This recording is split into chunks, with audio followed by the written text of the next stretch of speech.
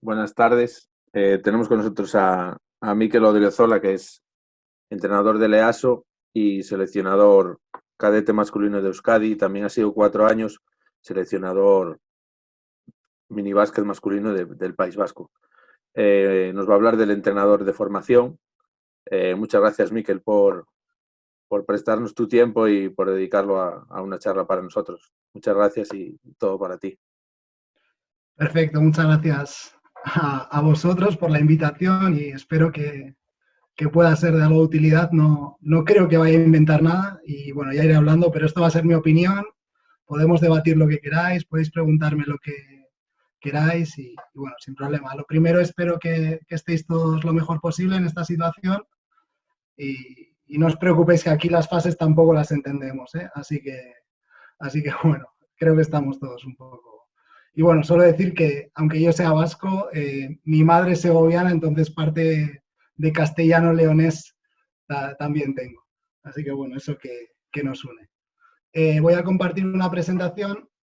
Luego esta presentación os la paso, no tengo ningún problema en este tipo de cosas, así que perder el tiempo en apuntar lo que queráis de más, pero no os volváis locos tampoco. Cualquier cosa que pueda ser útil, me vais diciendo, ¿vale?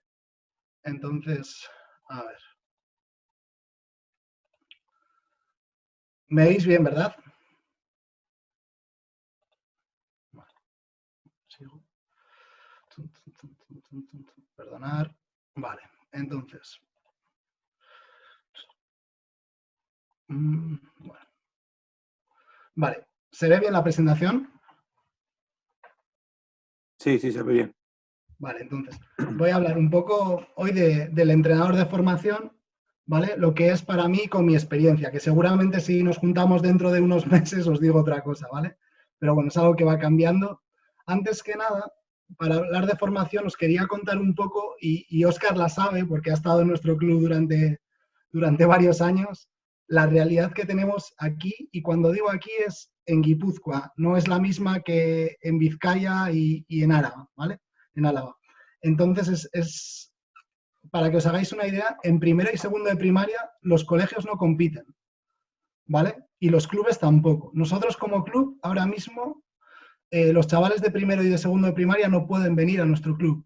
Si viene, puede haber denuncias a la Diputación y pueden tener multas, ¿vale? Para que os hagáis una idea. Entonces aquí no se empieza hasta tercero de primaria. Hacen alguna actividad de multideporte en primero y segundo de primaria en los colegios y demás, pero no empiezan hasta después. Y en tercero de primaria lo que hay, un poco os cuento la realidad para que veáis que es diferente en todos los sitios y mi película va a raíz de esto, ¿no? En tercero de primaria, ¿no? Hay lo que se llama deporte escolar. Por ejemplo, un chico que esté en nuestro club de tercero, los lunes podría tener una escuela del club, el entrenamiento de escuela, martes y jueves deporte escolar, sábado el partido que tenga con el colegio y el domingo escuela del club. Y normalmente los domingos no habría partidos, ¿vale? Si veis aquí os he puesto 3 fotos, porque lo normal es que en cada trimestre hagan un deporte diferente en el colegio. Es decir, igual el primer trimestre hasta Navidades hacen fútbol sala, fútbol 7, ¿vale? De enero a Semana Santa pueden hacer baloncesto, depende del colegio, y los últimos meses, por ejemplo, en algunos sitios hacen balonmano, en otros hacen rugby, en otros hacen hockey, en otros hacen otros deportes vascos de alguna forma, no levantar piedras, pero bueno, alguno en concreto, ¿vale? Y bueno, eso es lo que hacen. Entonces, luego a partir de ahí, perdonad, vale, entonces, luego lo que hacen en sexto de primaria, ¿vale? Hay una evolución ahí, lo que se hace es seguimos teniendo ese multideporte, pero cambia la situación. Por ejemplo, los martes pueden tener entrenamiento con el colegio, por ejemplo, tendrían baloncesto, y aquí, ¿veis esta foto aquí abajo? Se juega mucho a fútbol playa, pero claro, por el tema de las mareas, esa playa que veis muy ancha, y Óscar lo sabe perfectamente, si la marea está alta no hay playa. Entonces, una semana se juega fútbol playa y la otra semana se juega baloncesto. Por tanto, lo normal es que el martes entrenen baloncesto, los miércoles puedan hacer con la escuela del club baloncesto, luego los jueves con el cole fútbol, viernes con el club otra vez, ¿vale? Y luego una semana baloncesto y otra semana fútbol. Y puede haber gente que no haga baloncesto en ese cole porque el cole ha decidido que tienen que hacer balonmano, hockey o cualquier otra cosa. Y los domingos hay una especie de tecnificaciones que llamamos. Y los domingos hay una liga de partidos que ha hecho la federación a nivel de clubes, pero para que os hagáis una idea, un chaval de sexto con el club, partidos oficiales puede jugar entre 10, 12 al año, más o menos. ¿De acuerdo? No sé si de esto hay alguna duda, o alguno le pica la curiosidad y quiere preguntar, o si no, lo preguntamos después, como veáis. Vale. Si no, me decís, interrumpirlo cuando queráis.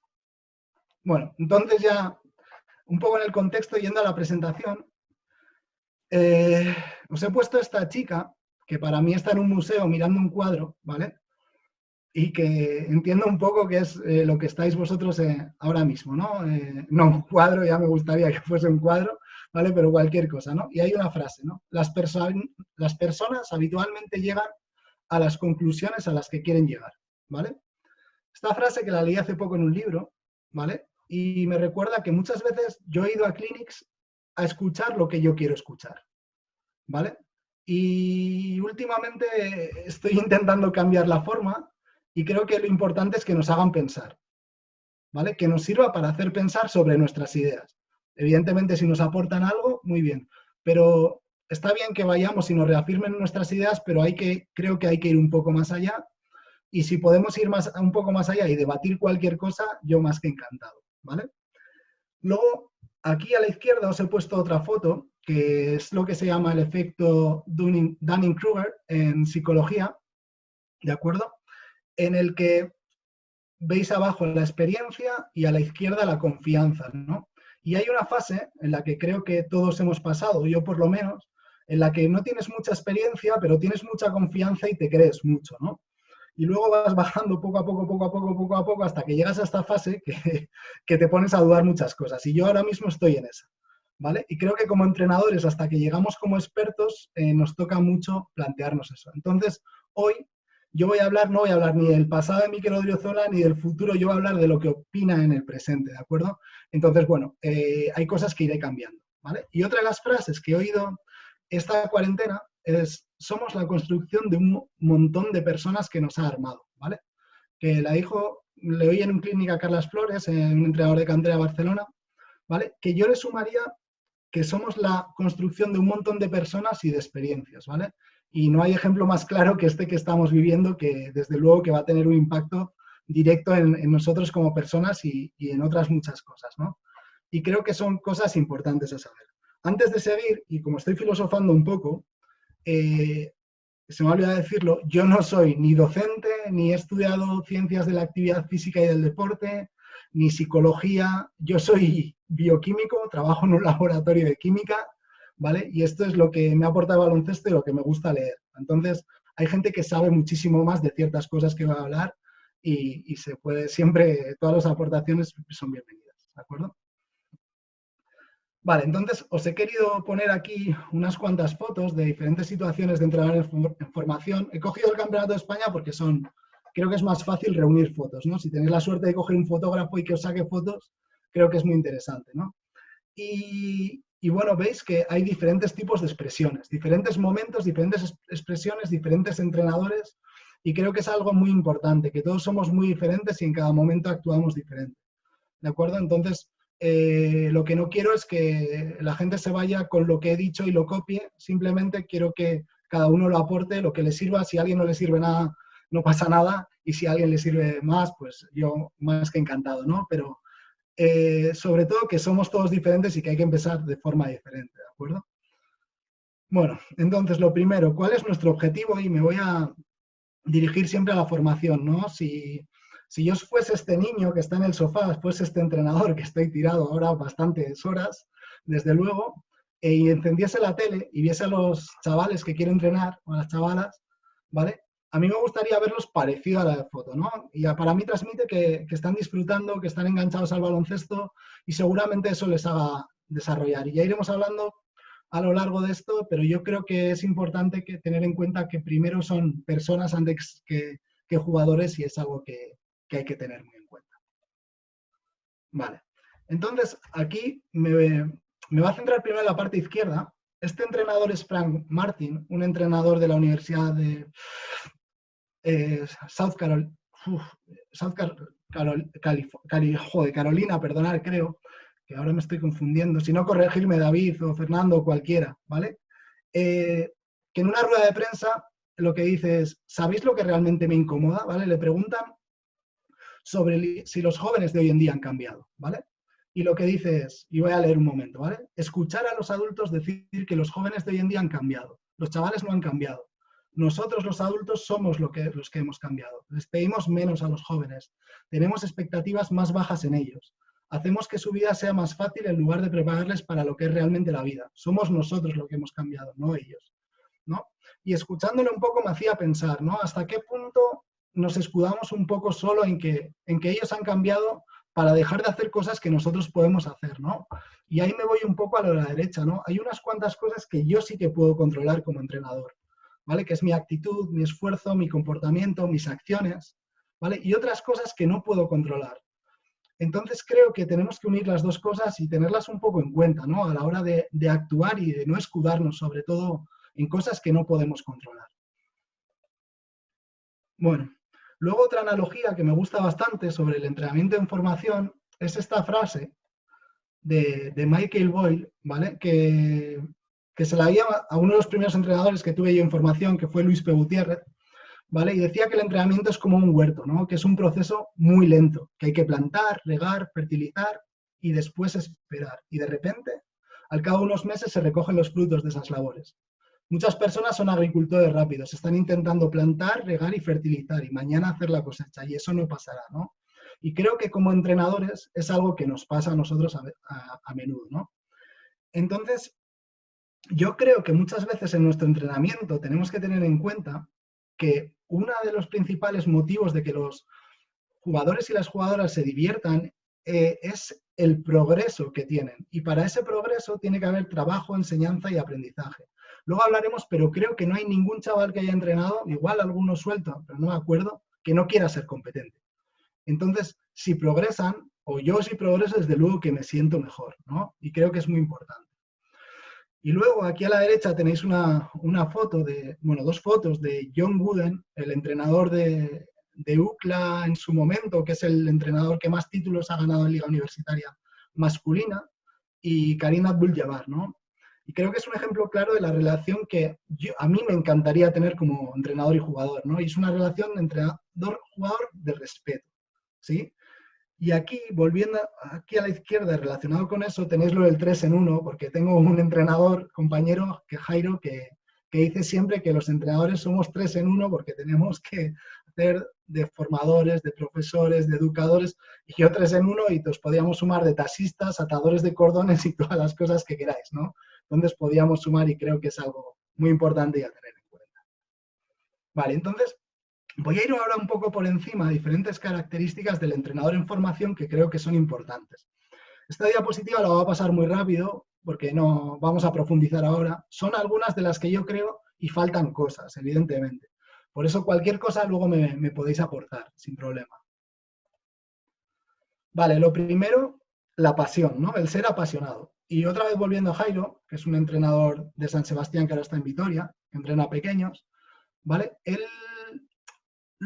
La pasión la resume en una palabra, ¿no? Que se llama sed. Y ahí sería un acrónimo en el que la S sería la satisfacción por lo que hace, ¿vale? La E sería el esfuerzo porque mejoren los jugadores y la D la dedicación, ¿no? Y creo que va muy relacionado con la pasión y lo que yo creo que tenemos que ser. He puesto una foto de Sito Alonso, no porque me guste la foto, sino para acordarme que yo hace unos cuantos años fui a un campus de Sito, yo tendría 20, 21 años, ahora tengo 31, y llegué allí, claro, ya solo hablar con él me daba miedo, no os voy a engañar. Tuvimos una reunión después del segundo o tercer día, ¿no? En la que nos decía que no teníamos pasión entrenando, que no transmitíamos a los jugadores, ¿no? Y que el día siguiente, lo hace todos los años, él iba a coger a 65 chavales juntos y los iba a entrenar. Y que viésemos cómo lo hacía él y comparásemos, ¿no? Y entonces lo que hizo se puso con 65 jugadores en un campo en el que había 3 módulos y la verdad es que el tío no paraba. Yo me quedé ahí flipado. no os voy a engañar, me quedé flipado porque no paraba, estaba encima del uno, el otro, hacía gestos todo el rato de una forma muy positiva y la verdad es que ahí me quedó claro, si tenía alguna duda, que la pasión era esencial, ¿no? Por tanto, transmitir es importante. Y luego, dentro de eso, hay que transmitir, pero hay que intentar competir, pero siempre desde un punto educativo. Creo que aquí no descubro nada y os lo habrán dicho 1000 veces, ¿no? Que se puede competir de 1000 formas, y bueno, lo principal son los objetivos. Y yo creo que en formación esos tienen que ser esenciales, ¿no? Y luego, querer enseñar y querer aprender. Luego va a haber un bloque dedicado un poco al aprendizaje, en el que profundizaré un poco sobre eso, ¿no? Y luego iré hablando sobre la necesidad de nuestra de ir aprendiendo siempre, ¿no? Vale. Dentro de eso, otras características esenciales para mí es el conocimiento del entorno, ¿no? El contexto, las necesidades de nuestros jugadores. Aquí a la izquierda arriba tenéis una viñeta que me hace gracia porque soy muy fan de los helados y aquí en San Sebastián hay muchos. Y bueno, os la traduzco en un momento y le dice el niño al padre, ¿no? El entrenador de nuestra liga está enfermo en casa y necesitamos un reemplazo para esta semana. Y le dice el padre, entonces me necesitáis para motivar y dirigir al equipo. Me necesitáis para enseñar los fundamentos del juego. Y le dice el niño, no, te necesitamos para que nos lleves en coche a por helado, ¿no? Y es un poco que muchas veces entre lo que pensamos nosotros, y luego hablaré de eso también en concreto, y lo que quieren los niños no tiene nada que ver, ¿no? Y respecto al conocimiento, aquí pongo 2 fotos. Hablando con una compañera médico, me ponía este ejemplo, ¿no? Que no es lo mismo ir a un bosque, y yo voy a un bosque ahora mismo, y veo troncos, veo árboles de diferentes colores, veo hojas de diferentes colores, pero te digo, vale, ese árbol es más alto, esa hoja tiene más forma ovalada, tal y cual, y por eso no quiere decir que yo conozca el entorno. Y en cambio, el que sepa todas esas hojas y por qué está el árbol en cada sitio, creo que sí conoce el entorno. Y creo que eso se puede extrapolar tranquilamente al entrenamiento. Y hay muchas horas de reflexión y de práctica y de experiencia ahí detrás, ¿no? Entonces, por ejemplo, por poneros un ejemplo muy, muy claro, ¿no? Aquí arriba he puesto una noticia que no se ve mucho, ¿no? Es, quizás quieras que tu hijo nazca en enero. Vale. Entramos en esa noticia de qué cojones quiere decir que nazca en enero, perdona la expresión, ¿vale? Aquí, si nos vamos al deporte, podría ser parecido en educación, y eso alguien que sepa más igual os puede decir mejor. Los jugadores que salen de cantera en Madrid por los meses, ¿vale? Por los diferentes meses. Y vemos que a lo largo de los primeros meses hay muchos más, ¿vale? Yo es algo que no me había planteado hasta hace unos años, ¿no? Y creo que eso va dentro del conocimiento del entorno, la formación, el desarrollo no tiene nada que ver, ¿vale? Ni el físico ni el mental, ¿de acuerdo? Y aquí veis algo parecido, pero para los campeonatos de España, una estadística que sacó la Federación Catalana sobre el Campeonato de España Minibásquet 2017, que no sé si David y Fernando estarían por ahí, pues seguramente sí, ¿vale? En las que veis un poco cada mes cuántos jugadores han nacido, ¿no? Y creo que es algo a tener en cuenta y otras muchas cosas que muchas veces no reparamos. De acuerdo. Luego, y ligado con esto, todos los jugadores son diferentes, ¿vale? No es lo mismo entrenar a Luka Doncic que a Donald Trump, que tenemos aquí, ¿vale? Que sería un experimento divertido entrenarlo haciendo baloncesto. Espero que no se inyecte detergente para mejorar su rendimiento, porque para un bioquímico es un poco dudoso eso que comento, ¿vale? Entonces, bueno, cada uno somos diferentes y cuando llegamos al campo tenemos que intentar respetarnos y entenderlo, ¿no? Y con eso somos diferentes, me voy a fijar aquí a la izquierda, tenemos que tener en cuenta que somos diferentes en muchos aspectos, ¿no? Por un lado, primero somos diferentes, digamos, a nivel sociológico, a nivel psicológico, a nivel físico, a nivel técnico, ¿vale? Perdonar, técnico y táctico, ¿vale? Entonces hay que tener muchas cosas en cuenta en el entrenamiento, ¿no? Y sobre todo que somos personas antes que jugadores. Y no podemos valorar solo a un jugador por lo técnico o por lo físico, sin olvidarnos todas estas otras cosas que puede haber, y podríamos hablar de más cosas. Y aquí he puesto expresividad porque si miráis al niño, en este caso, seguramente podáis pensar qué está pensando, ¿vale? Entonces, cuando os explicamos nosotros algo en el entrenamiento, vemos sus caras, los niños son muy expresivos, ¿vale? Entonces, podemos saber perfectamente lo que está pasando, ¿no? Y aquí, una frase que me gustó mucho de un entrenador argentino, que es el que lleva un poco el área de minibásquet de la Federación Argentina, que se llama Juan Lofrano, que dice que algunos chicos juegan bien y otros todavía no, ¿no? Entonces, pues bueno, a estas edades es algo a muy tener en cuenta con el desarrollo, ¿no? Él decía que luego cuando llegasen a profesionales es que algunos chicos juegan bien y otros ya no, ¿vale? Pero en edades de formación tenemos que dejar todavía espacio al todavía no, ¿no? Y un poco esa viñeta que podéis ver aquí relacionada, ¿no? Le dice, Max, ¿por qué los adultos no nos reprenden por todo? Dice, porque estamos en la etapa de crecimiento. Dice, joder, ¿y hasta cuándo pensará crecer? ¿No? Entonces, bueno, por un lado, evidentemente, la heterogeneidad no es lo mismo este jugador que este para nosotros, luego el crecimiento y las diferentes etapas de cada uno y el desarrollo, ¿no? Y sobre todo, en la heterogeneidad, y que lo he comentado anteriormente, ningún chaval quiere no ser competente, ¿vale? ¿De acuerdo? Entonces es algo que hay que tener en cuenta. Si no está consiguiendo hacer algo, seguramente hay que ayudarle en eso, ¿vale? Y en esto, creo que es importante preguntarnos, y he querido poner una diapositiva, y luego pondré otra parecida, ¿no? Sobre preguntas a hacernos respecto a nuestros jugadores, ¿no? Por ejemplo, ¿de dónde vienen, no? Pues bueno, igual en vuestro club son todos de Ponferrada, ¿no? Pero no es lo mismo que lo entrene una persona que otra. Lo ideal en todos los clubes sería que tuviésemos una línea, trabajásemos todos juntos y todo eso, pero creo que la realidad, por lo menos aquí, no pasa, ¿no? ¿Cómo vienen? ¿Qué trabajo tienen? ¿Cómo aprenden, no? Hay gente que aprende de diferentes formas y bueno, tener esas cosas en cuenta, ¿no? En qué punto de su desarrollo se encuentran, hay muchas edades diferentes, no es la edad del DNI por un lado, puede ser la biológica, es muy diferente a esa, ¿no?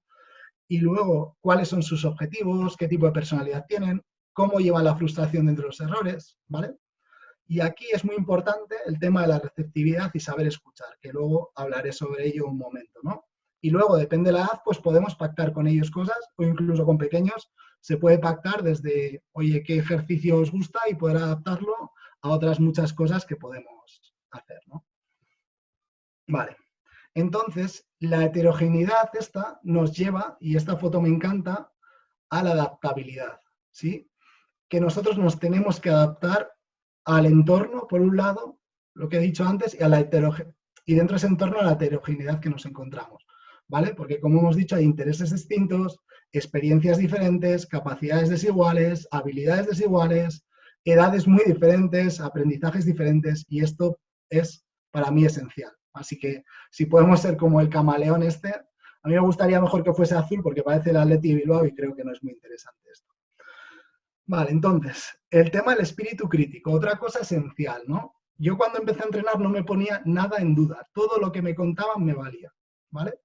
Y hoy en día, con los grafiquitos, los datos, creo que tenemos un buen baile, no quiero opinar en nada, ¿vale? Pero por supuesto uno. Este gráfico lo podéis ver y parece diferente, pero está representando los mismos datos, ¿vale? Es la misma escala. Entonces tenemos que tener ese espíritu crítico para valorar que esto es diferente.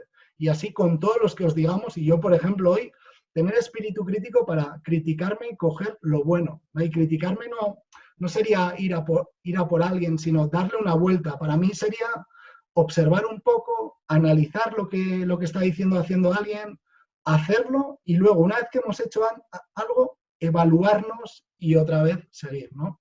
Si, por ejemplo, os digo que con esto de la cuarentena Sergio Ramos se saca al final de eso, gracias al aprobado general que están comentando, todo el mundo diría, quietos ahí, ¿no? Pues es un poco lo que tenemos que tener. Y aquí os he puesto otro gráfico. Esta página web tiene algunas correlaciones divertidas, ¿no? En el que veis el consumo per cápita de queso mozzarella en Estados Unidos con la cantidad de ingenieros civiles que hay doctorados en Estados Unidos, ¿no? Y parece que el gráfico, pues dice, pues estarán relacionados, ¿no? Comerán más queso mozzarella y por eso se sacan el doctorado con mayor facilidad, ¿no? Y creo que no tiene nada que ver, ¿no? Entonces hay relaciones que, aunque parezcan que haya una relación, igual no es causal y tenemos que valorar, ¿no? Y aquí me gustaría que alguien se animase, pero voy a introducirlo primero, y creo que son importantes nuestros marcos mentales previos, ¿de acuerdo? Creo que son muy importantes. Entonces, nosotros tenemos diferentes marcos mentales en los que tenemos algunas ideas preconcebidas y nos cuesta cambiarlas, ¿no? Y creo que tenemos que preguntarnos por y el para qué de las cosas, ¿no? Y esta tabla no os fiéis, o sea, yo lo he puesto aleatoriamente, no es mi opinión, ¿vale? Y os he puesto, ¿no? Por ejemplo, porque muchas veces los entrenadores empezamos antes habiendo jugado, ¿no? Y era mi caso, hay gente que no, ¿no? Pero bueno, lo he trabajado cuando jugaba, lo he visto, creo que habría que trabajarlo, es correcto para mi equipo, ¿vale? Y aquí hay diferentes cosas, ¿no? Diferentes cosas, diferentes opiniones de situaciones bueno, habría una opinión y habría que valorar cómo trabajarlo. Entonces, por ejemplo, ¿alguien se me animaría a, bueno, a comentar qué opina de algunas de estas cosas? Si cuando jugaba, pues por ejemplo, su entrenador era narrador continuamente y qué opina que hay que hacer, o cualquier situación que se os ocurra. Ayer en un debate estuvimos hablando nosotros sobre los pases en el aire, estuvimos si las recepciones eran con un pie en el suelo, si había que pasar a dos manos, si la mano no dominante había que trabajarla en el pase, etcétera. ¿Alguno ve algo raro en la tabla o se anima a decir algo? No sé si me explico.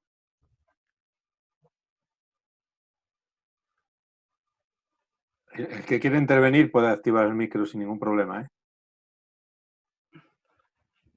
Por ejemplo, las entradas al mismo...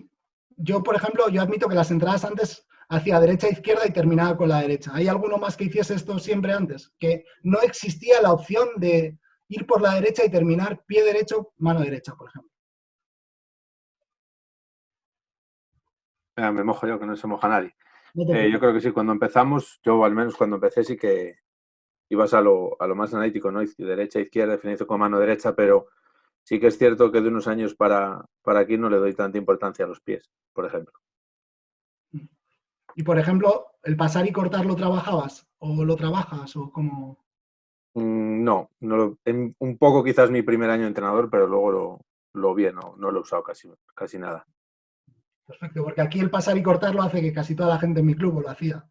Y me costó un rato enterarme de que no estábamos de acuerdo, ¿no? No sé si alguien más quiere decir alguna cosilla sobre esto. Si no, sigo, porque en la siguiente creo que sí que vamos a debatir algo. Vale, pues sigo. Bien. He puesto aquí, bueno, os podéis reír un poco porque los gráficos estos son de hace 11 años, ¿no?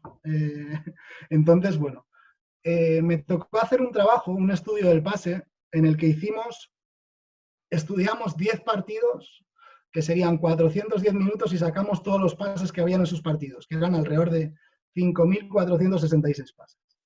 ¿De acuerdo? Y el documento que usamos como base de datos era este, ¿no? La posición, ¿no? Si lo pasaba un base, un escolta, un alero, un ala pivot, un pivot, si lo pasaba con la mano dominante, no dominante o con las dos, si el pase acababa donde tenía que acabar, si era una asistencia, si era una pérdida, si el pase era interceptado, aunque se hubiese la posesión, de qué zona a qué zona se pasaba, qué tipos de pase había, si el pase era directo, era picado, si era desde bote, si era antes del bote, después del bote, ¿no? Y los datos que sacamos eran partidos de ACB, ¿vale? Esto es de hace 10 años, así que no os fiéis porque el baloncesto ha cambiado y habría que volver a hacer algo tipo de esto, ¿no? Pero si os fijáis aquí arriba, nos salió que los pases con mano dominante eran alrededor del 58%, los dos pases con dos manos alrededor de 37% y los pases con la mano no dominante alrededor del 5%. ¿Vale? Entonces yo hasta entonces no me había planteado nada y creo que en edades de formación es importante el trabajo de lateralidad, pero según vamos creciendo, no sé hasta qué punto es importante saber dar algunos pases con la mano no dominante. ¿Vale? Y es algo a tener muy en cuenta. ¿Vale? Luego aquí veis otro dato que he querido sacar. Si alguien quiere el estudio, se lo mando, no tengo ningún problema. Y luego aquí abajo, no se ve muy bien, pero está, el primero sería el pase a una mano, ¿vale?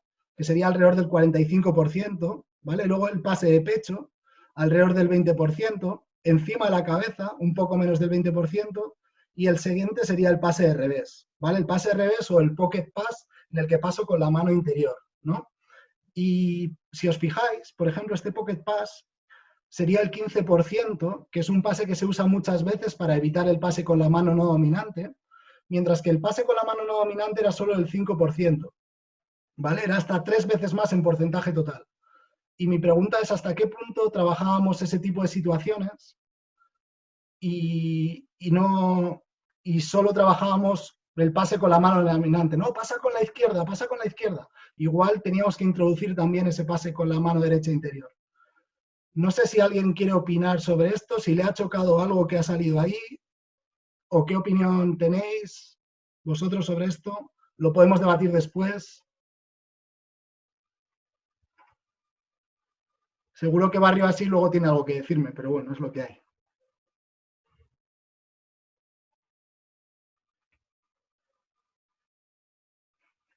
Bueno, voy siguiendo por ahora, luego me preguntáis. Vale. El siguiente ámbito sería el generar un ambiente positivo, ¿vale? Esta charla de Simon Sinek, ¿vale? Creo que es muy interesante sobre por qué los líderes te hacen sentir seguro, ¿no? Y habla de un círculo de seguridad en el que encontramos en ese tipo de, puede ser de ambientes de trabajo en esa situación o en formación en este caso, ¿vale? En el que fuera tenemos todas estas variables, ¿vale? Todas estas variables, ¿sí? Y bueno, creo que es importante que les hagamos sentir seguros de alguna forma para que haya aprendizaje, ¿vale? Luego les tenemos que sentir también un poco inseguros y provocar algunos retos, ¿no? Creo que es esencial eso, pero bueno, dentro de que no siempre tienen que estar, no pueden estar con miedo, digamos, en ese sentido, ¿no? Porque si no, al final, los procesos iniciales de enseñanza, que luego hablaremos, pues al final el niño va a estar pensando, no lo haré, ¿no? Luego, no puedo hacerlo. Luego pasaremos al, quiero hacerlo.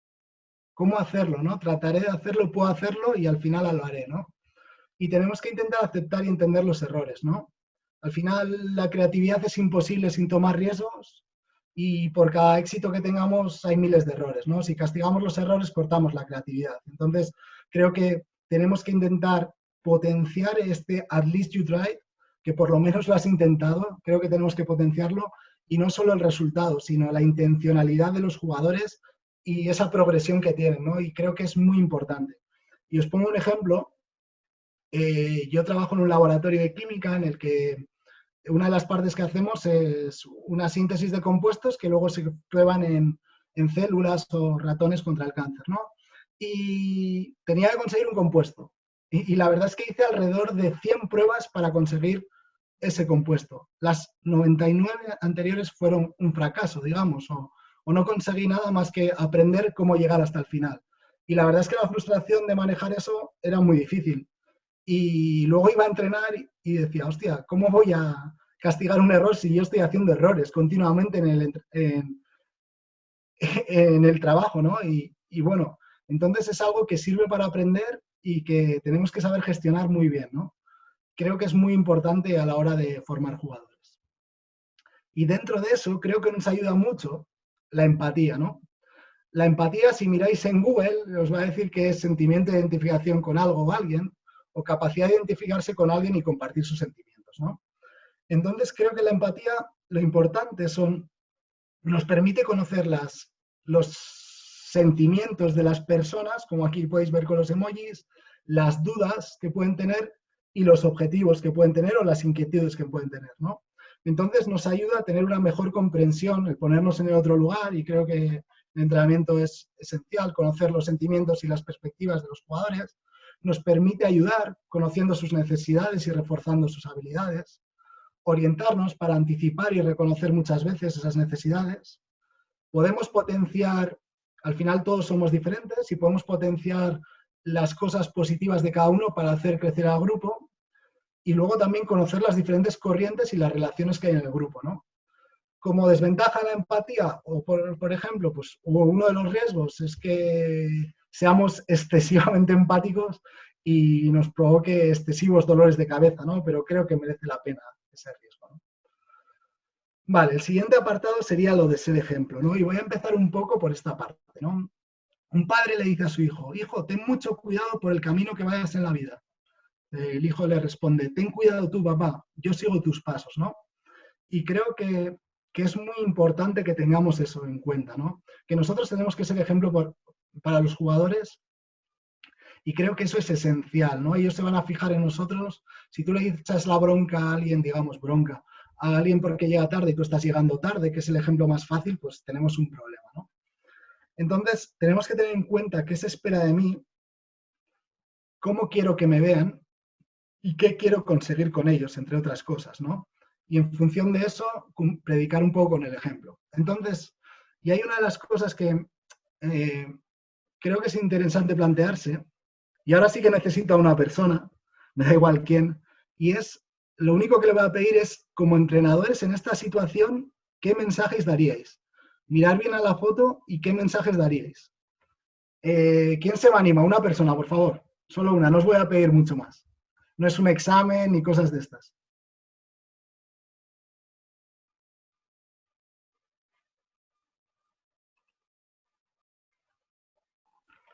Vamos, Dani, anímate. Venga, va, pero ¿a qué te refieres? Que no lo he entendido bien la pregunta. Vale, perfecto, Dani, te la repito. ¿Me oyes bien, no? Sí, sí, sí. Bien, tú eres el entrenador de esa foto, de la derecha, la de los niños haciendo defensivos. No voy a valorar si estamos de acuerdo o no en el ejercicio, ¿vale? Si tú eres ese entrenador, ¿qué mensaje estarías dando en ese momento? ¿Qué cosas dirías? Pues no sé, intentaría mantener pues, el interés de los chavales, acompañarles, intentar motivarles a hacerlos, haciéndolo yo con ellos. Vale, ¿y a quién le hablarías? ¿A todos? ¿A alguno en concreto? ¿O cómo harías? Hombre, hablaría a todos en general. Si le tengo que decir algo a alguno en concreto, sí, pero hablaría en general. Y si le dices algo a alguno en concreto, ¿qué le dirías? Mira la foto, ¿eh? Pues no sé, igual, hombre, si alguno, como veo el niño ese que está ahí quieto, estira con los brazos bajados, hombre, intentaría pues animarle y decirle, venga, que siguiera a sus compañeros o intentar animarlo. Vale, muy bien. ¿Y te plantearías hablarle primero al que tiene justo delante, al chico negrito ese de rojo, antes que corregirle al otro, digamos? Es difícil esa pregunta, ¿eh? Porque No, es ante esa para que pienses, no situación, tiene una respuesta correcta, ¿eh? sí, hombre, igual sí que yo intentaría, yo pienso que lo correcto sería decirle primero al que tiene delante que le deje espacio y ya luego hablar con el otro para que haga bien el ejercicio. Pero igual justo en ese momento estás haciéndolo y lo primero que pensamos todos es decir al que no lo está haciendo que lo haga. Vale, muchas gracias, Dani. Iba por ahí un poco. Simplemente, y no hay una respuesta correcta, simplemente quería que nos planteásemos con esto del ejemplo, si nosotros queremos fomentar que la gente lo haga, creo que tenemos que intentar potenciar más el buen ejemplo, ¿no? Decir las cosas que se están haciendo bien, evidentemente intentar corregir al otro, pero también promover al que lo hace bien, ¿no? Y creo que siempre en estas fotos iríamos, o yo por lo menos durante mucho tiempo hubiera ido a donde el que no lo está haciendo y muy pocas veces al que lo está haciendo bien, ¿no? Simplemente plantearos esa duda, que hay 1000 opiniones en esto y podríamos verlo. Y gracias a Dani por la respuesta, ¿vale? Y ahí vamos un poco a lo de la visión apreciativa. ¿Veis esta viñeta aquí? Frente a la misma realidad, y podréis ver 1000 ejemplos en vuestra vida, este de la izquierda dice, joder, ¿cuánto llevamos cavado, no? Y este de la derecha dice, mira, nos queda todavía esto de aquí, ¿no? Y es un poco, ver un poco eso y que cada uno vea cuánto le merece el balance entre positivo y negativo, ¿no? Y acordaros eso, del ten cuidado tu papá, que yo sigo tus pasos, ¿no? Al final tenemos que tener en cuenta que lo que potenciamos, y aquí se ven estas plantas, yo creo que crece. Entonces, bueno, y sobre todo lo de aquí, que muchas veces es otro error con esto de ser ejemplo, que hablamos mucho y hacemos poco, o yo he hablado mucho y he hecho poco, ¿vale? O menos de lo que debería, evidentemente, y creo que es otra cosa que tenemos que tener en cuenta, ¿no? Vale. Luego el siguiente paso es la coherencia para mí, ¿sí? Y tenéis esta frase aquí arriba, y vamos un poco a eso, ¿no? Si cada vez que tu alumno falla le pegas una bronca, terminará más motivado por evitar el error que por aprender. En cambio, si cada vez que erra le haces preguntas para que descubra qué pueda mejorar, entenderá que el error le ayuda a seguir aprendiendo, ¿no? Y aquí en la pizarra tenéis diferentes opciones, pero antes me voy a ir aquí a la viñeta izquierda, ¿no? Y está el entrenador en el vestuario con su simple plan, ¿sí? Que dice, sí, este es el plan más simple, y mirar las caras de los jugadores, ¿no? Otra vez la expresividad y fijaros en ellos. Y simplemente os he puesto diferentes preguntas para que reflexionéis sobre la frase esta de Pep Marino. Como entrenador digo, gran victoria la del sábado, y está pensando en ellos, y acabé llorando, ¿no? Lo importante para mí es formar jugadores. ¿Por qué se enfada si solo hemos perdido? Lo de simple plan que hemos comentado, ¿vale? Jugarán los que trabajen mejor. ¿Por qué me cambias si me he esforzado al máximo? No pasa nada si fallamos, no te preocupes, no quiero tirar, si fallo igual me cambia, ¿no? Y creo que son situaciones que yo por lo menos he vivido como entrenador, ¿no? Y creo que son importantes de valorar. Luego, capacidad para encontrar soluciones, ¿no? Los problemas que se nos van a generar, y esta viñeta es de un bilbaíno que hace este tipo de viñetas, sube una al día, y creo que al que le guste este tipo de cosas es muy interesante, lo podéis encontrar en Twitter, ¿vale? Ahí viene un problema, puedes subir, saltar, excavar o lo que quieras, pero viene, ¿no? Y aquí veis diferentes realidades en las que los niños han encontrado soluciones a la lluvia, y en este caso hay un chico en silla de ruedas, que hay un spot del gobierno canadiense en el que este niño llega y los niños se ponen a jugar con sus triciclos y con diferentes aparatos con ruedas para que se pueda integrar el chico con silla de ruedas, ¿no? Y es un poco la capacidad para encontrar soluciones que tengamos. Luego el tema de la perseverancia. Aquí barro para casa otra vez, y aquí veis, estos temas están desgraciadamente demasiado de moda, ¿no? Y sobre la síntesis o el desarrollo de un fármaco, ¿no? Yo he dicho antes que trabajo en un laboratorio de química, ¿no? Y nosotros empezamos aquí en este grupo de arriba, estos 10.000 compuestos, ¿de acuerdo?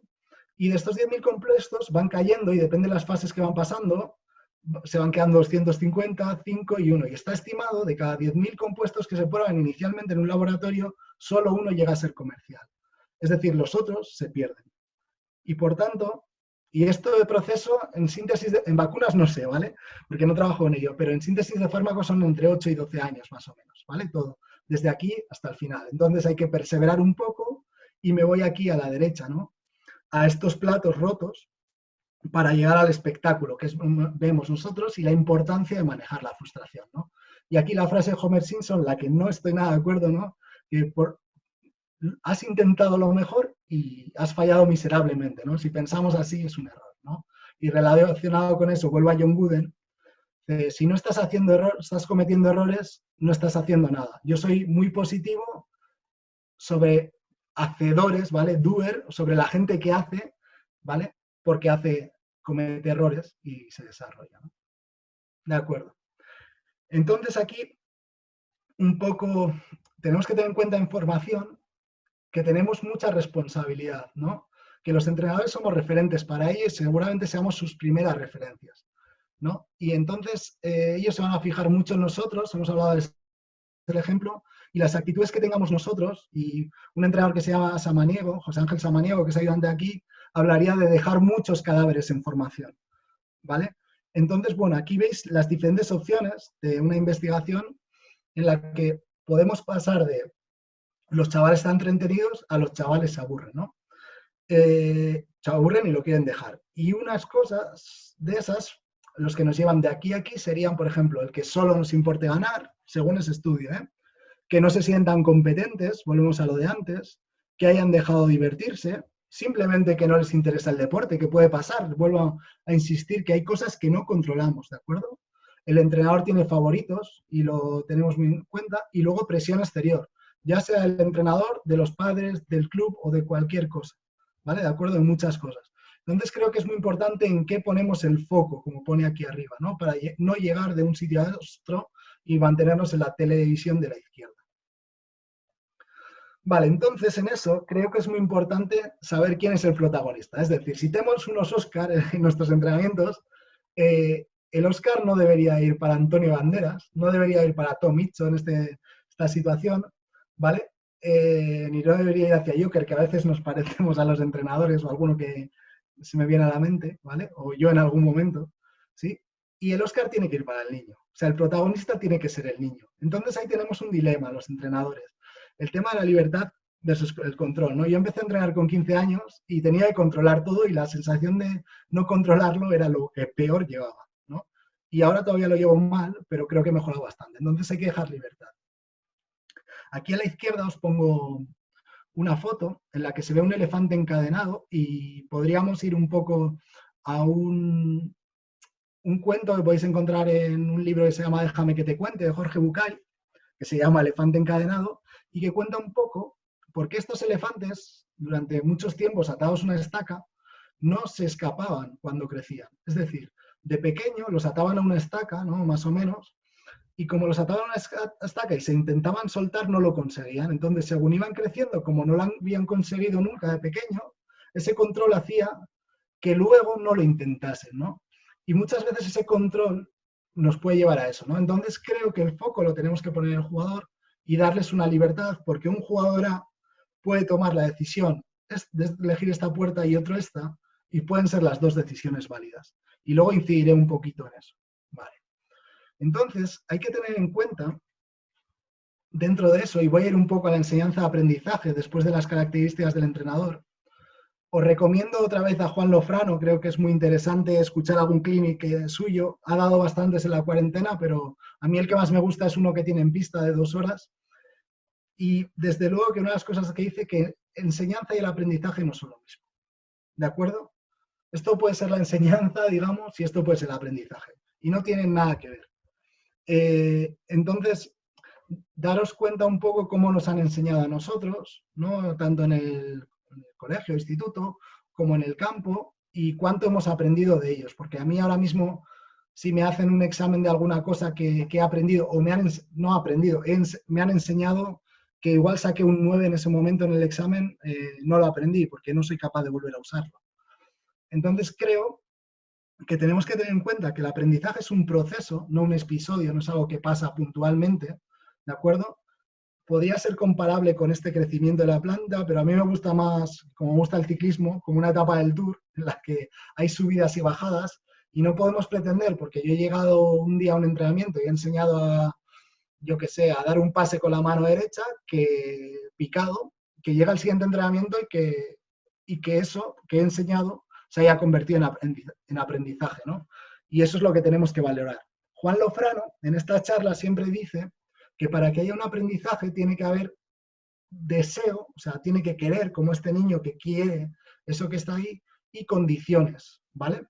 Yo le sumaría tiempo, ¿vale? Que es un proceso en el que necesitaríamos tiempo, ¿no? Y con esas 3 creo que serían las claves para que haya un aprendizaje, ¿no? Y aquí, volviendo sobre lo mismo, y hablando sobre aprendizaje, al final, el otro día viendo una charla, a ver si muevo esto, ¿vale? De este chico que se llama Javier Martínez Aldanondo, que no es entrenador, es un chico de San Sebastián que ahora mismo está, creo, en Chile, ¿vale? Y se dedica a temas de gestión del conocimiento, si no me equivoco. Bueno, lo podéis mirar en YouTube, no tiene muchos vídeos, pero sí que hay alguno interesante, ¿no?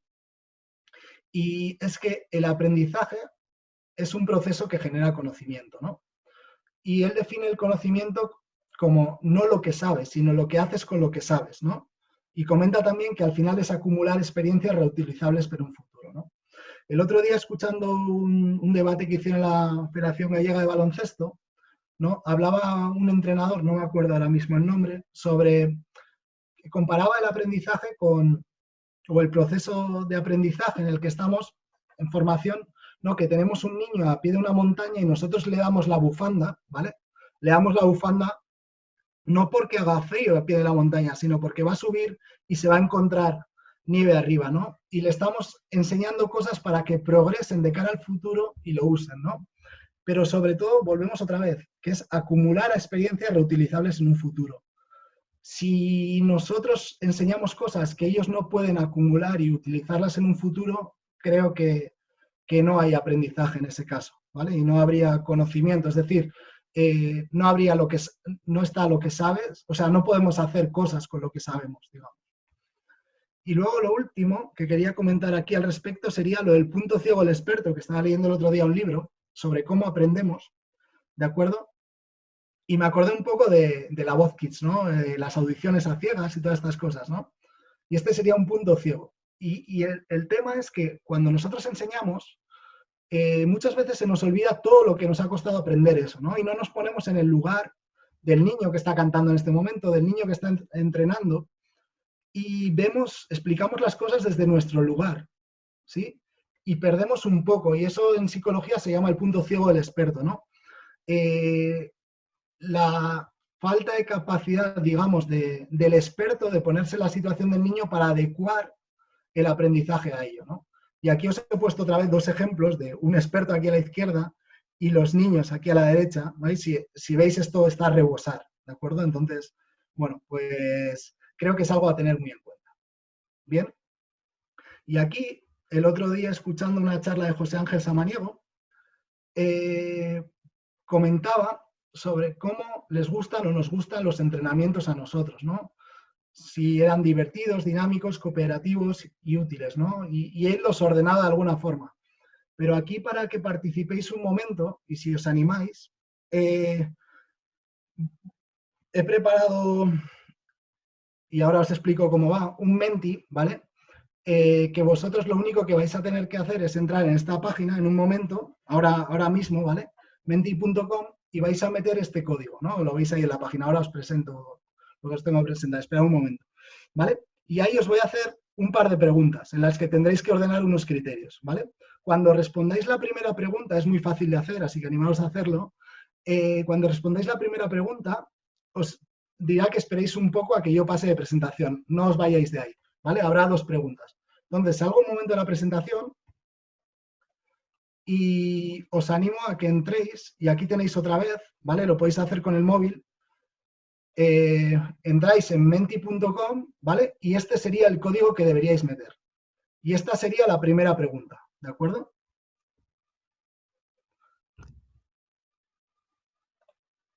No sé si me explico, ¿me seguís? ¿Vale? Es muy facilito. Según vayáis contestando, irán saliendo aquí los resultados. No es un examen, ¿eh? No os preocupéis.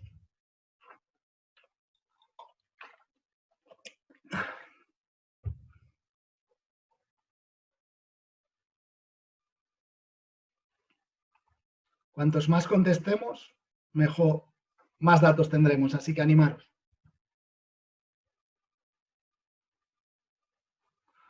Vamos, dos respuestas. Perfecto. Y ahora lo dicho, esperar un momento y pasaré a la siguiente pregunta.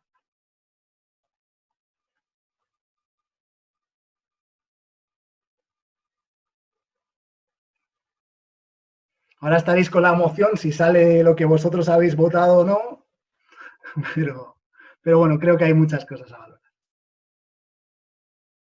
Espero un momento más, a ver si se anima alguno más y pasamos a la siguiente pregunta. Aunque pase a la siguiente pregunta, la gente se puede seguir animando a esto, ¿vale?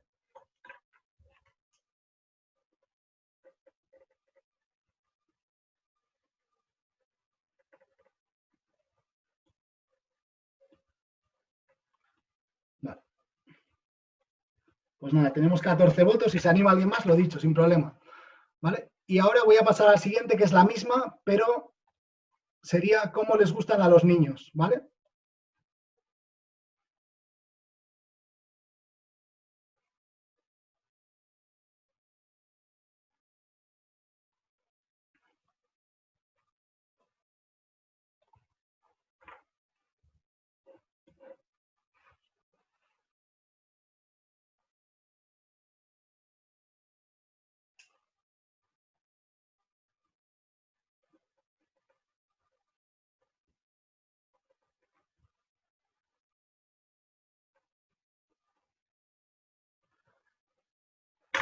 Vale, entonces tenemos alrededor de 15 votos. Si alguno se quiere animar, 16, vale, perfecto. Entonces, he apuntado por aquí la respuesta de la anterior, ¿de acuerdo? Y hemos votado, ¿vale? Que a los entrenadores nos gustan que sean dinámicos, divertidos, útiles y cooperativos, ¿vale? ¿De acuerdo? Y a los niños hemos votado que les gustaría que fueran primero divertidos, dinámicos, cooperativos y útiles, ¿no? Y la pregunta va un poco para que reflexionemos, es cuántas veces nos planteamos, nos ponemos en su lugar y pasamos un poco del punto ciego ese del experto, aunque llamarme experto a mí ya me cuesta, ¿de acuerdo? ¿Cuántas veces pasamos de eso? Y creo que es algo que tenemos que reflexionar a la hora de plantear los procesos de aprendizaje, ¿de acuerdo? Entonces simplemente quería, luego podemos debatir sobre esto si queréis, ¿vale? Pero creo que es algo que quería haceros reflexionar sobre ello, ¿de acuerdo? Y muchas gracias por vuestra participación. Voy a pasar a la siguiente, ¿vale? Vale. Perfecto. Vale, entonces. Bueno, entonces voy a hablar un poco de las fases de aprendizajes. David sabe que esto principalmente se lo he robado a él, ¿vale? Creo que va por aquí su nombre, ¿no? Aquí abajo. Y bueno, él hablaba de la fase cognitiva inicialmente, en la que generalizamos una imagen del movimiento, ¿no? En la que hablaba que tenían que ser tareas sencillas y en las que hubiera éxito, para poder pasar a la siguiente fase, ¿no? Y esto no son las fases de desescalada, ¿eh? No, podríamos hablar fase 0, 1, 2 y 3, ¿de acuerdo? Pero bueno, la fase asociativa, ¿de acuerdo? Que sería la puesta en práctica en situaciones sencillas, ¿no? Y que es una fase más larga, que no es homogénea, como el Tour de Francia, que os comentaba antes, y que necesitamos calma y paciencia. Luego una siguiente fase autónoma, en la que intentamos controlar el gesto y hay que perfeccionar y automatizarlo, y sería más a una velocidad real, ¿no? A una complejidad a una complejidad y una exigencia mayor, ¿vale? Y por último, la fase creativa, en la que automatizamos el gesto, ¿vale? Y en el que hay un ahorro energético y atencional de ese gesto. Os podéis fijar en muchos jugadores, nos podemos ir a extraordinario, por ejemplo a Luka Doncic, pero también podemos encontrarnos en muchos jugadores de los nuestros, ¿no? Y tenemos que intentar buscar la respuesta creativa, ¿no? Entonces, por ahí tenemos que intentar no controlar para totalmente dejar libertad a esa creatividad para que ellos la desarrollen, ¿no? No quiero entrar demasiado en ello, más que nada dar unas ideas, ¿no?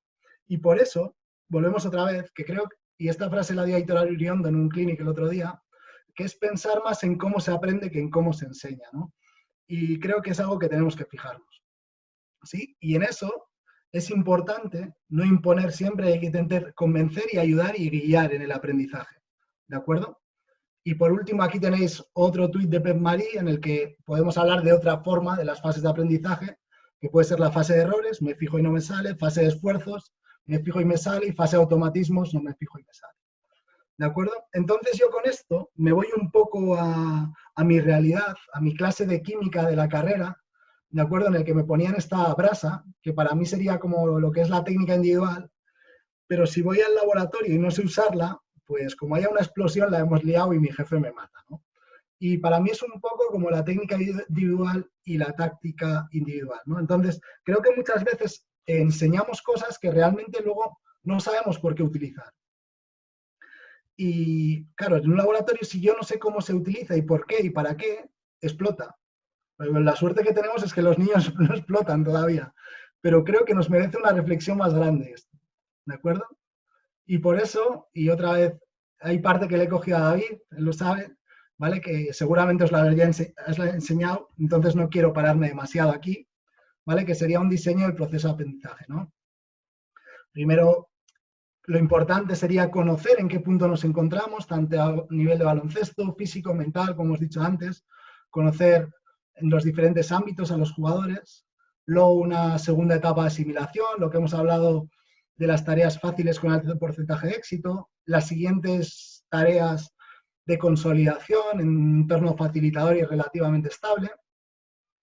Luego una fase de ejecución eficiente, ¿vale? Una situación casi real, la que sea una ejecución real, correcta y a velocidad real. Luego en competición, ¿vale? Y luego la fase de creatividad en la que tenemos que intentar fomentar el talento y no pararnos. Hoy estaba viendo un vídeo del campeonato de selecciones que estábamos jugando, porque ayer estuvimos debatiendo un tema del pase y la enseñanza del pase, y se lo he enseñado a un compañero y me ha dicho, pero de esas jugadas de pase que has metido, ¿cuántas se enseñan analíticamente en un entrenamiento? Y te quedas así mirándole y dices, pues evidentemente pocas, ¿no? Entonces es algo que nos tiene que hacer reflexionar. Y luego una parte que no he puesto aquí, que es esencial, es la evaluación, ¿no? Que nos tenemos que estar evaluando continuamente. Sí, nos tenemos que estar evaluando continuamente y evaluando si somos capaces de pasar de esta fase a otra y tenemos que adaptarnos. Hoy no voy a entrar en temas de diseños de tareas, pero sería otro bloque de hablar largo y tendido, ¿no?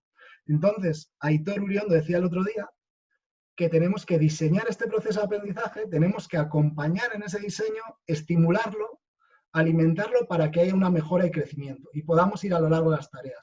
Y yo creo que uno de los mayores problemas que he tenido, yo como entrenador, es que hay muchas cosas que he enseñado y otra vez que no han provocado esta mejora y crecimiento, ¿de acuerdo? Y es algo que tengo que reflexionar activamente y seguir sobre ello, ¿no?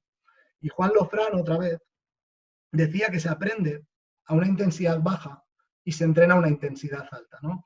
Entonces son cosas que hay que tener en cuenta y valorar, ¿no? Él proponía empezar a cámara lenta, acumular repeticiones, y no repeticiones solo 1 por 0, pero luego meter cada vez más presión y más situaciones reales, como pues, puede ser cuando hablábamos aquí de ejecución eficiente o de competición, ¿no?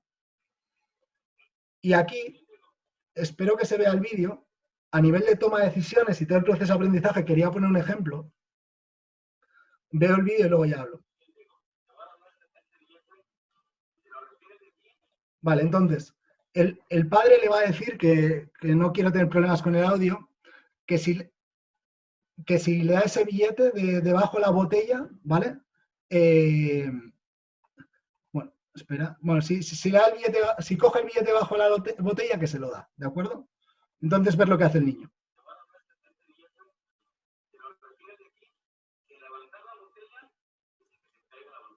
¿Vale? Y le dice que si lo haga sin levantar la botella y sin que se caiga.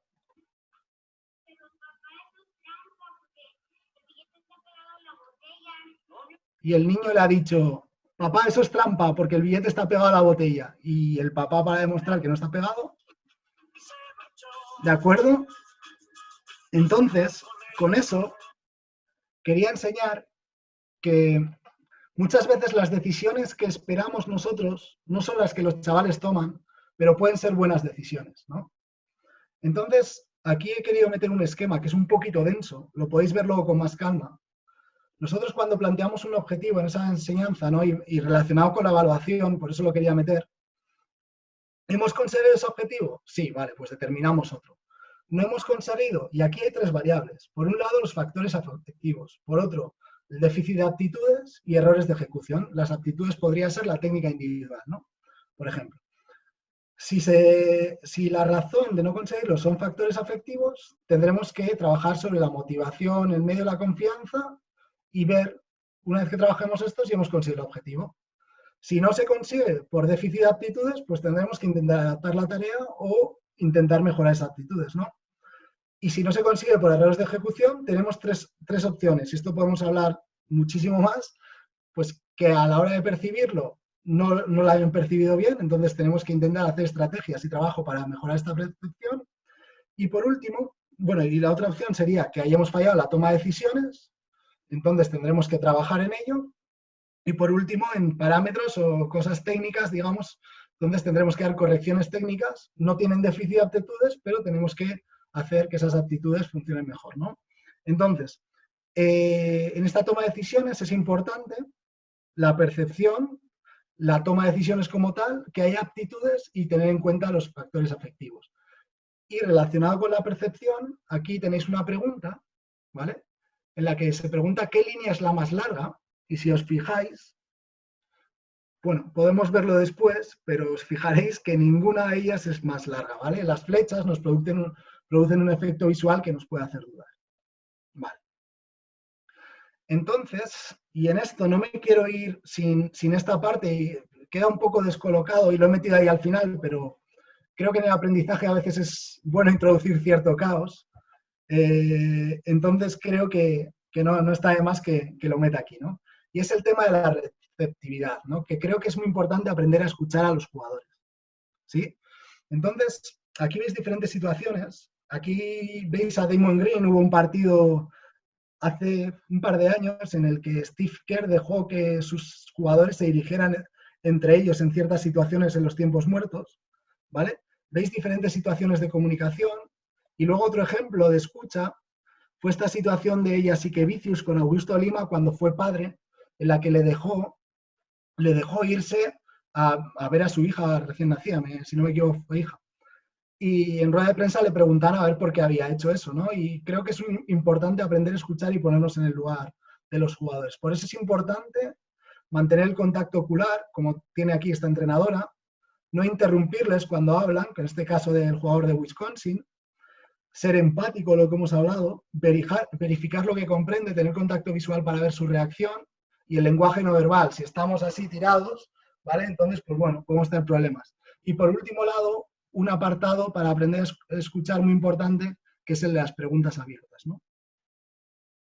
Y aquí me va a parar en esta diapositiva un momento, ¿vale? Con esta frase de Mario Benedetti, en el que dice, cuando creíamos que teníamos todas las respuestas, cambiaron todas las preguntas, ¿no? Y es algo a reflexionar. Esta diapositiva del arte de preguntar la cogí de José Ángel Samaniego, de un documento que me pasó él, ¿sí? En el que comenta sobre la necesidad de saber cuándo, qué y cómo comunicar, ¿no? Y dentro de eso, para tener esta escucha activa y saber escuchar, podemos hacer 1000 preguntas en los entrenamientos, ¿vale? Y creo que a la hora de promover mecanismos de descubrimiento guiado para los chavales es esencial, ¿vale? No quería entrar mucho en eso, solo un poco por encima, porque podría estar muchísimo más tiempo y quiero terminar ya, ¿vale? Pero, por ejemplo, le podemos preguntar, ¿cuál ha sido el mejor ejercicio del entrenamiento? Estas son preguntas para hacer después. Podríamos hacer durante, a la hora de corregir. Si mañana fueras tú el entrenador, ¿qué harías? ¿No? ¿Quién te ha ayudado hoy a ti el entrenamiento? ¿Cómo te ha ayudado? ¿Algún compañero suyo igual le ha ayudado haciendo algo, ¿no? Y promover esta cooperación. ¿Qué podías haber hecho diferente en alguna situación de juego, ¿no? También. ¿Sí? Y con esto, para terminar, quería enseñaros una forma que uso yo fuera del entrenamiento para hacer preguntas, que son un par de evaluaciones que usamos cada 3 meses en el equipo y con preinfantiles las he usado para preguntar diferentes cosas y acumular información y fomentar esa receptividad, que lo podemos hacer verbalmente, pero muchas veces por la edad también igual alguno no se atreve, ¿no? Y bueno, tenemos que tenerlo en cuenta, ¿no? Y por ejemplo aquí, pues, ¿qué es lo que más te gusta de los entrenamientos? Si fuese entrenador, ¿qué cambiarías? ¿Qué consejo darías a los entrenadores para que pudiese seguir mejorando? Y hay un chaval de 13 años que me dice que siga leyendo, que siga preocupándome, que nunca intente, que nunca me conforme. Y me lo dice un niño de 13 años. Creo que nos pueden aportar muchas cosas, ¿vale? Y con esto creo que he terminado, ¿vale? Y no me alargo más, así que muchas gracias a todos y cualquier duda que tengáis, pues estoy dispuesto a intentar debatirla, siempre desde mi punto de vista. Y cualquier cosa me podéis escribir al correo, ¿de acuerdo? Así que, si os parece, quito la presentación, dejo de compartir y nos ponemos así un poco a debatir. Por lo menos no está ninguno dormido ahora mismo, no sé si hace un rato, que es algo interesante.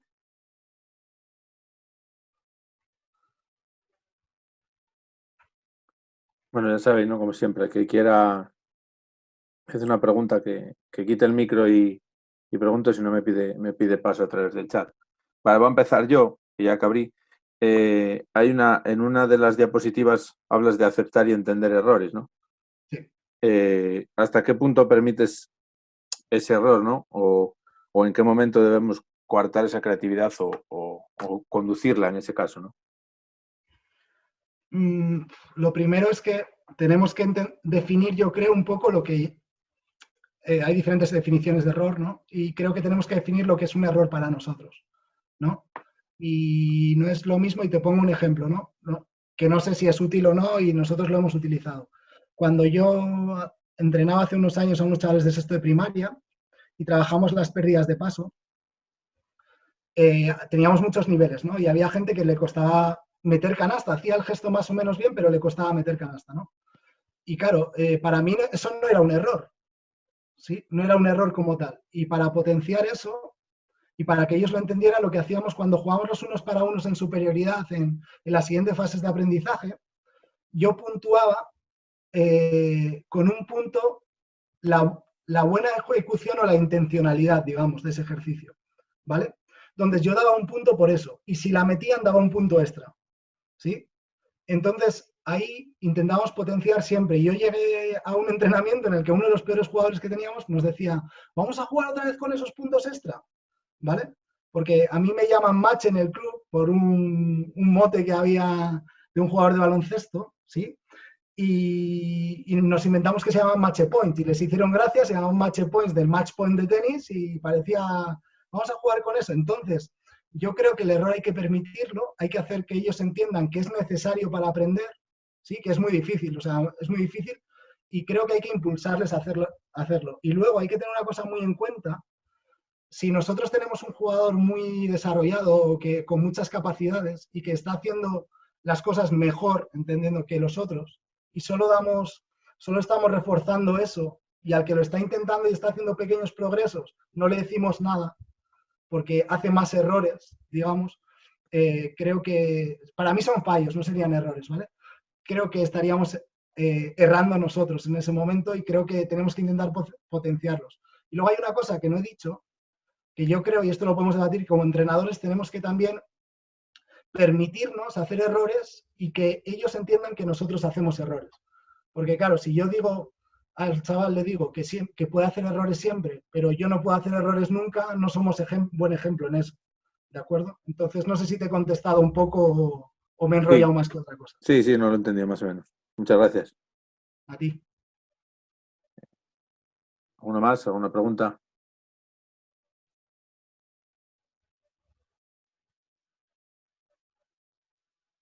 Por ahí, Óscar, Robert, que siempre preguntáis. No te escucho, Óscar. Ahora, Óscar. ¿Qué tal, macho? ¿Cómo estás? Bueno, en primer lugar, gracias por la charla, súper bien. Yo te quiero hacer una pregunta. ¿A quién le debemos, cada uno tenemos nuestra Biblia, ¿no? A la hora de entrenar, pero ¿a quién le dedicamos más tiempo a la hora del aprendizaje de un nuevo gesto técnico? ¿Al que no le sale o al que vemos que le sale? Porque, claro, normalmente tenemos 15 niños y un entrenador. Entonces, claro, en las diapositivas veíamos que muchas veces le dedicamos más tiempo al que no le sale, pero también es injusto no dedicarle al que le sale para mejorarlo. Entonces, ayúdame un poco en eso. Mira, esa pregunta me encanta porque cuando he estado yo en el otro lugar, o sea, cuando yo estoy en tu situación, la he preguntado en casi todas las charlas de formación que le hemos tenido y me cuesta todavía, ¿no? Entonces, he acumulado y te intento contestar. Creo que es importante pues, saber nuestra realidad si tenemos 1,15, 2,15 o 1,10 por un lado, y luego intentar encontrar dentro del entrenamiento espacios para todos en lo mejor posible, ¿no?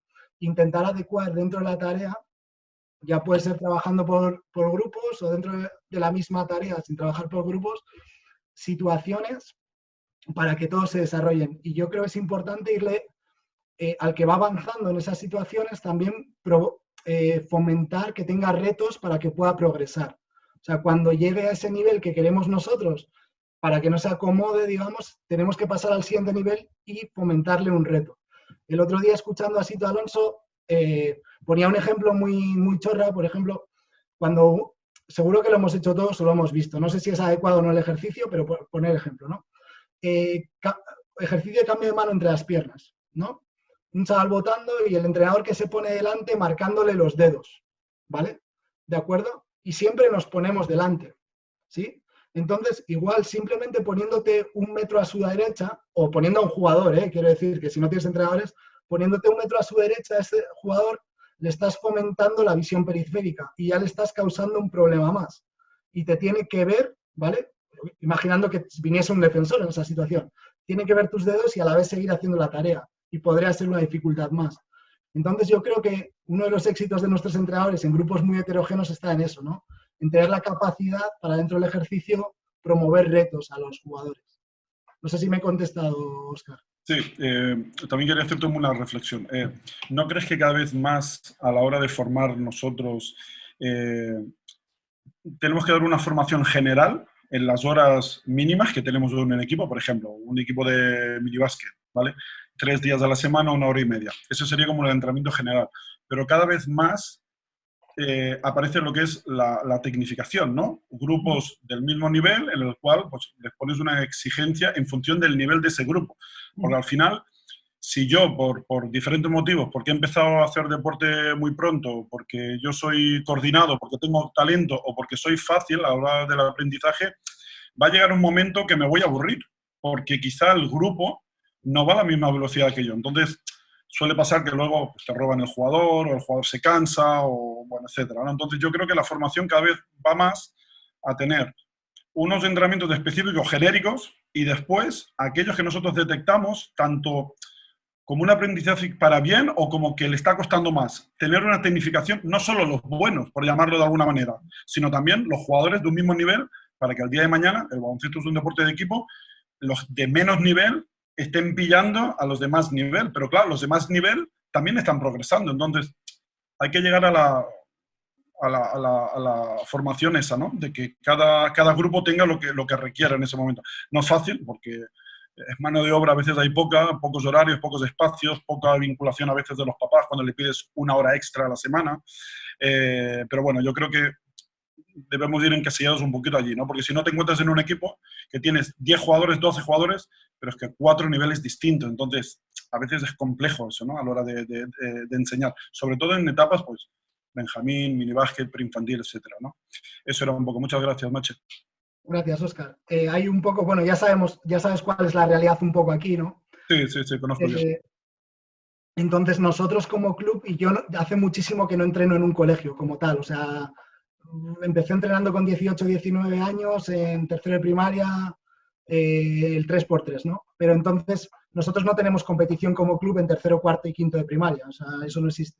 Y en sexto lo que hacemos es, ahora mismo tenemos alrededor de 20, 24 jugadores por generación, más o menos, y entrenamos un rato todos juntos y luego distribuimos por niveles en ciertas situaciones.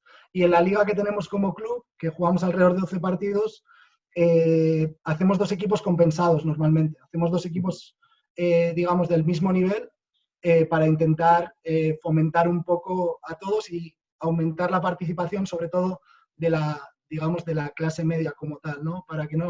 Para facilitar un poco su desarrollo. Y bueno, eso es lo que estamos haciendo nosotros ahora. Entiendo lo que dices perfectamente. Y más arriba sí que hacemos ese trabajo de tecnificaciones. Yo creo que con los medios que tenemos, cada uno tenemos que intentar hacer de todo un poco, una mezcla, e ir viendo un poco qué es lo mejor, ¿no? Recuerdo también, Mache, que, porque para aquí es novedoso, en la zona donde yo estoy ahora trabajando, que todo aquel jugador que no juegue por su colegio no puede jugar la Liga Federada. Está prohibido, ¿no? Sí. Totalmente de acuerdo. O sea, os cuento un caso. Nosotros tuvimos un colegio hace unos cuantos años, hace 6, que en ese colegio hacían, las opciones en sexto de primaria eran balonmano y fútbol. Como no hacían baloncesto en ese colegio, teníamos 3 chavales que hacían baloncesto con nosotros. No pudimos inscribirlos en la liga de baloncesto. No nos dejaron. No podíamos hacerles licencia, porque no hacían baloncesto en su colegio, entonces no podían, según la lógica de la diputación de aquí, no podían hacer baloncesto en el club. Retiramos el equipo de la liga, teníamos 7 jugadores, más esos 3-10, y hablamos con todos los clubes para jugar partidos amistosos en las mismas fichas que estaban en el calendario, porque no nos dejaban hacer otra cosa y así participaron esos 3 jugadores. Sí. Gracias, Mache. A ti, Óscar. Álvaro.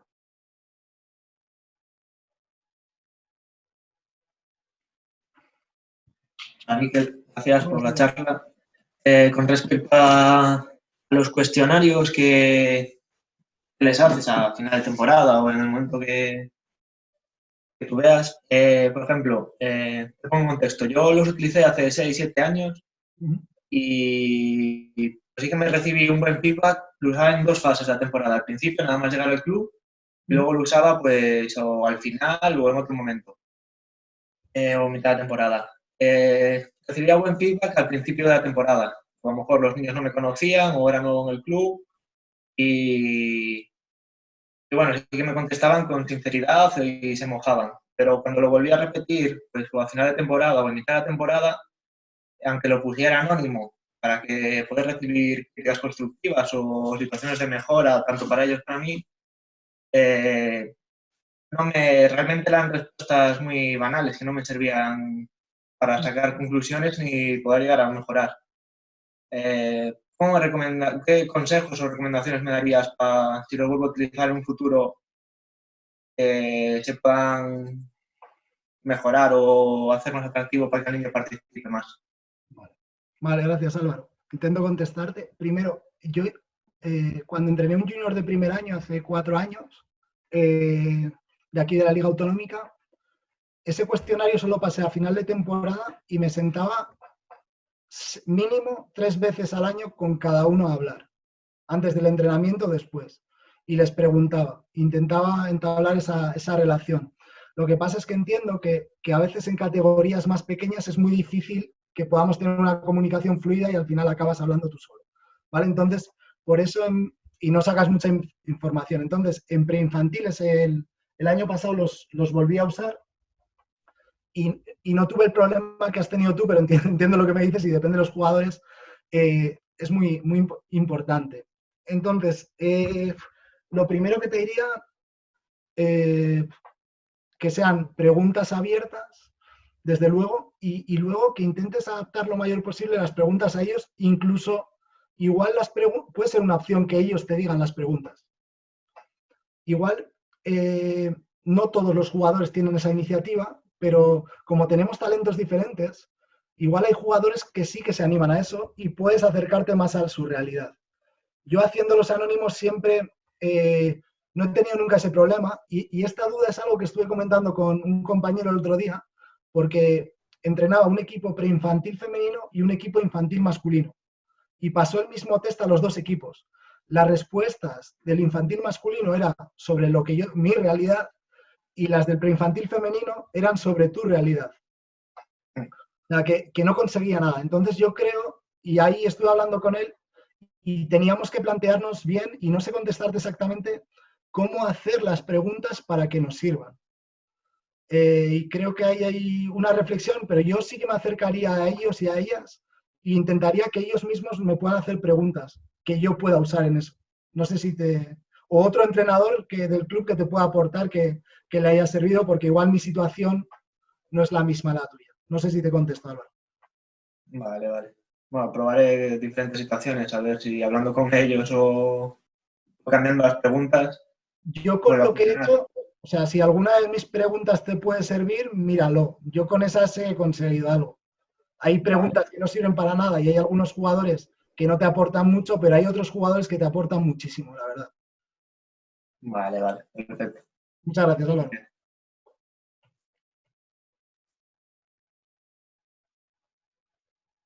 ¿Alguno más?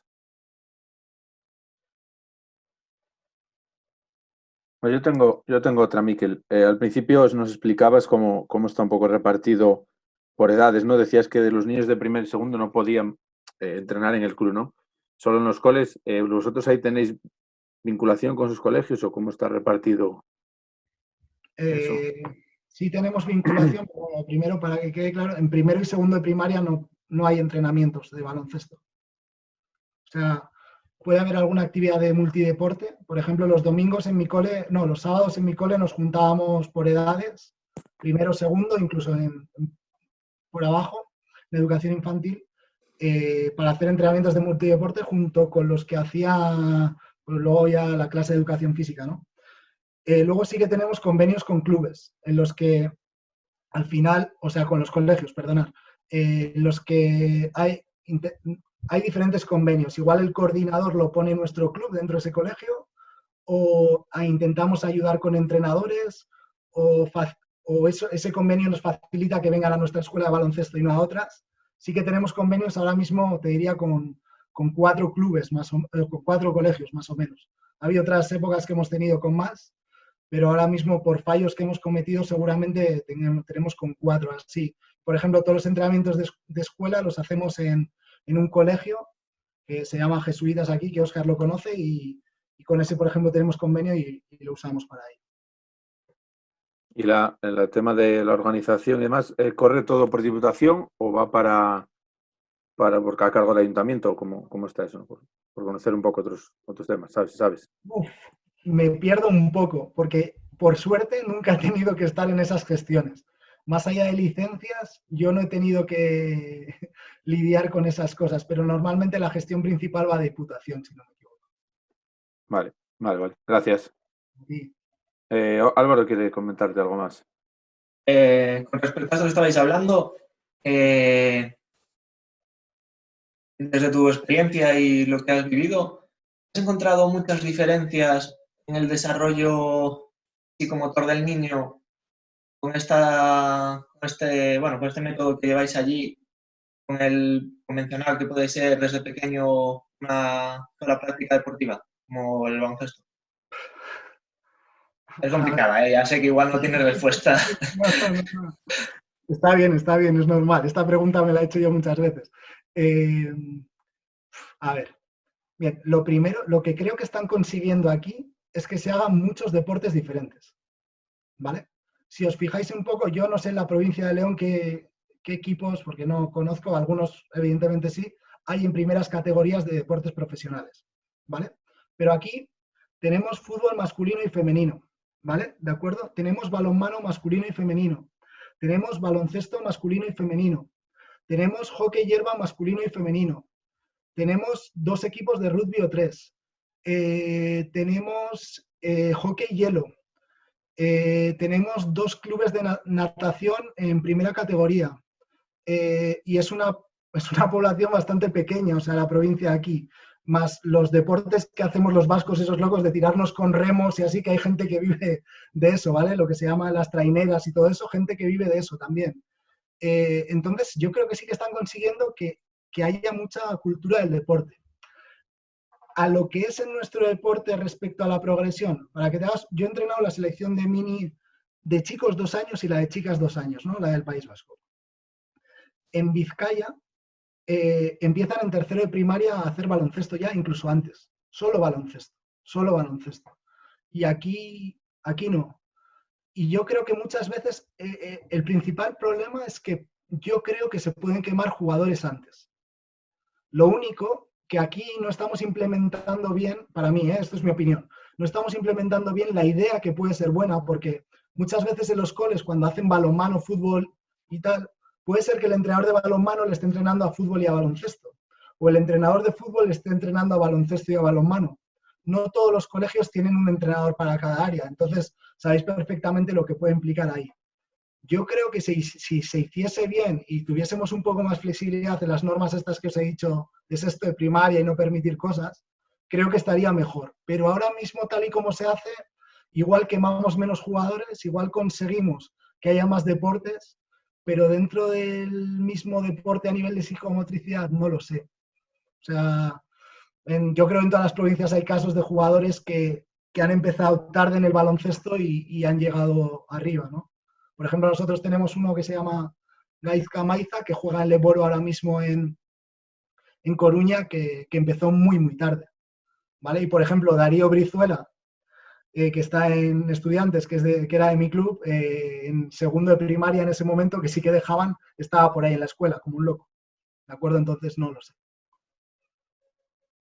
Vale. Muchas gracias. A ti. ¿Alguno más?